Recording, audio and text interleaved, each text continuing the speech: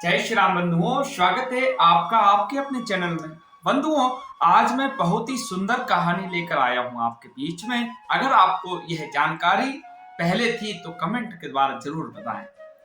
अयोध्या में ऋषि दुर्वासा जी का किस प्रकार का भोजन हुआ था, उस कहानी को आज मैं बता रहा हूं आपको। एक समय जब श्री रामचंद्र जी का दर्शन करने के लिए अपने 60,000 शिष्यों सहित दुर्वासा ऋषि अयोध्या को जा रहे थे, तब मार्ग में जाते हुए दुर्वासा जी ने सोचा कि मनुष्य का रूप धारण कर यह तो विष्णु भगवान ही संसार में अवतरित, यह तो मैं जानता हूं, किंतु संसारी जनों को आज मैं उनका पौरुष दिखलाऊंगा। अपने मन में ऐसा विचारते हुए वे अयोध्या आए और नगरी में प्रवेश कर सबको साथ लिए वे भगवान के भवन के 8 चौकों को लांग कर पहले सीता जी के भवन में पहुंचे। तब शिष्यों सहित दुर्वासा जी को सीता जी के द्वार पर उपस्थित देख पहरेदारों ने शीघ्रता से दौड़कर श्री रामचंद्र जी को इसकी सूचना दी।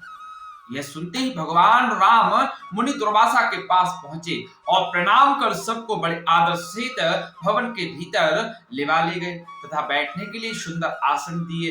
तब आसन पर बैठते ही दुर्वासा जी ने मधुर वचनों में श्री रामचंद्र से कहा, आज 1000 वर्ष का मेरा उपवास व्रत पूरा हुआ है, इस कारण मेरे शिष्यों सहित मुझे भोजन कराइए और इसके लिए आपको केवल एक मुहूर्त का समय देता हूं।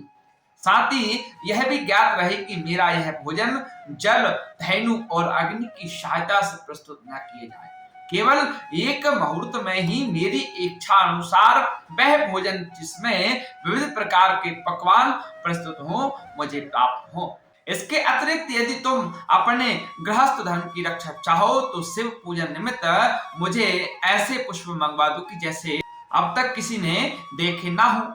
यदि यह तुम्हारा किया ना हो सके तो मुझसे स्पष्ट कह दो कि मैं इसमें असमर्थ हूं, मैं चला जाऊंगा। दुर्वासा मुनि की यह बात को सुनकर रामचंद्र जी ने मुस्कुराते हुए बड़ी ही विनम्रता से कहा, भगवान मुझे आपकी यह सब आज्ञा स्वीकार है। तब भगवान की बात सुनकर दुर्वासा ऋषि ने जो है प्रसन्न होकर कहा, मैं सरयू में स्नान करके अभी तुम्हारे पास आता हूँ, शीघ्रता करना। हमारे लिए सब सामग्रियों को प्रस्तुत करने अपने भाइयों तथा सीता को शीघ्रता के लिए कह देना। रामचंद्र जी ने कहा, अच्छा आप जाइए और स्नान करके आइए। दुर्वासा जी स्नान करने चले गए। राम चिंतित हो गए। लक्ष्मण आदि भ्राता जानकी तथा सबके सब व्याकुल हो राम की ओर निर्निवेश दृष्टि से देखने लगे कि मुनि ने तो इस प्रकार की सब अद्भुत वस्तु मांगी है, इसके लिए देखें कि अब भगवान क्या करते हैं, क्योंकि बिना अग्नि जल और गौ के उनके किस प्रकार से भोजन प्रस्तुत करते हैं, है ना। तब रामचंद्र जी ने लक्ष्मण जी से एक पत्र लिखवाया, फिर उस पत्र को अपने बाण में बांधकर धनुष पर चढ़ाया और छोड़ दिया। वह बाण वायु वेग से उड़कर अमरावती में इंद्र की सुधर्मा नामक सभा में जाकर उनके सामने गिर गया। उस बाण को देखकर इंद्र व्याकुल हो गए कि यह किसका बाण है। फिर उठाकर जो देखा तो उस पर राम का नाम अंकित था। फिर उसमें बंधे पत्र को खोलकर पढ़ा। पत्र खुलते ही वह बाण वहां से उड़कर राम के तरकस आघुषा। उधर इंद्र ने उस पत्र को सभा में बैठे हुए सब देवताओं को सुनाया। उसमें लिखा था कि इंद्र स्वर्ग में सुखी रहो, मैं सर्वदा तुम्हारा स्मरण करता हूं, परंतु तुम्हें एक आज्ञा देता हूं। आज 1000 वर्ष के व्रत उपवास के भूखे दुर्वासा मुनि अपने 60,000 शिष्यों के साथ मेरे यहाँ आए हैं। वे ऐसा भोजन चाहते हैं जो गौ, जल अथवा अग्नि के द्वारा सिद्ध ना किया हो। इसके साथ ही उन्होंने ऐसे पूजन के लिए ऐसे पुष्प मांगे हैं जिन्हें की अब तक मनुष्यों ने न देखा हो। मैंने उनकी यह मांग स्वीकार कर ली है। वे सरयू में स्नान करने गए हैं, इसलिए तुम शीघ्र ही कल्प वृक्ष और पारिजात जो क्षीर सागर से निकले हैं क्षण मात्र मेरे पास भेज दो। इसके लिए रावण के संहारक मेरे बाणों की प्रतीक्षा मत करना। यह पत्र देवताओं को सुनाकर इंद्रदेव तत्क्षण पड़े और कल्प वृक्ष तथा पारिजात को साथ ले देवता सहित विमान में बैठकर जो है अयोध्या में आ पहुंचे। लक्ष्मण जी ने इंद्र का स्वागत किया। इंद्र ने राम के पास पहुंच पारिजात और कल्प वृक्ष को श्री राम को अर्पण कर दिया।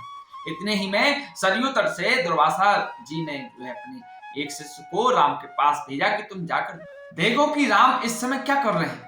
मैंने जो आज्ञा दी है उसके अनुसार कुछ अन्न अब तक बना है कि नहीं, अब तक वैसे ही चिंतामग्न है या कुछ कर रहे हैं। यदि मेरी आज्ञा अनुसार प्रस्तुत कर रहे हो तो अब तक कितनी सामग्री तैयार हुई है, यह सब तुम चुपके से देख कर आओ। जो आज्ञा, ऐसा कहकर वह शिष्य राम के दरबार में आया।